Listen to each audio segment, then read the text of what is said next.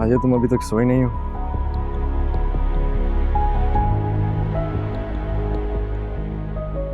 हाँ, नींद नहीं आ रही। क्यों, क्या हुआ? सो जाओ यार, कल बहुत लंबा सफर है। अच्छा होगा जो सो जाओ। ये ना हो ना कि तुम थक जाओ और फिर बीमार पड़ जाओ। हम्म। ज़ुहैब,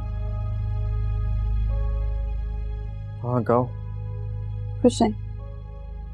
मुझे तो बहुत नींद आ रही है, सो जाना।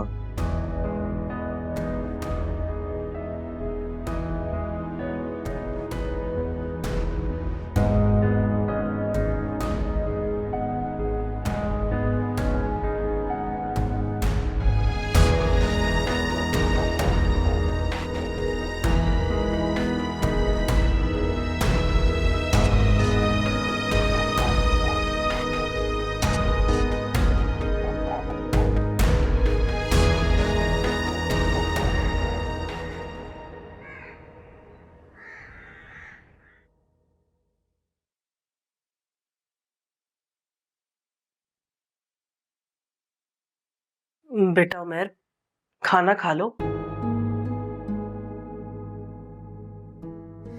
मुझे नहीं खाना। देखो बेटा, मैं मानती हूँ कि कल रात जो हुआ वो ठीक नहीं था। मुझे तुम्हें इस तरह थप्पड़ नहीं मारना चाहिए था। उमर बेटा, तुम मेरे एक ही बेटे हो और अच्छी तरह जानते हो कि मेरे लिए इस पूरी दुनिया में तुम्हारी खुशी से बढ़कर और कुछ नहीं है।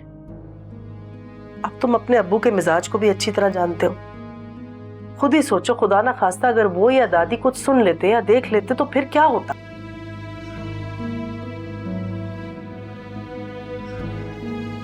मुझे कोई फर्क नहीं पड़ता कोई क्या सुनता है। बेटा तुम्हारा यही तो मसला है, तुम इतने बड़े हो गए लेकिन अक्ल तुम में आज भी नहीं है। अगर उस वक्त भी तुमने बजाय जज्बात के अपनी अक्ल से काम लिया होता तो आज हादिया इस घर में मौजूद होती। खैर बेटा, अपनी माँ को माफ कर दो। मैं दोबारा तुम पर कभी ऐसे गुस्सा नहीं करूंगी। बेटा अपनी माँ की बात मान लो, तुम मेरे एक ही बेटे हो। मैं बस इतना चाहती हूँ कि तुम हमेशा खुश रहो।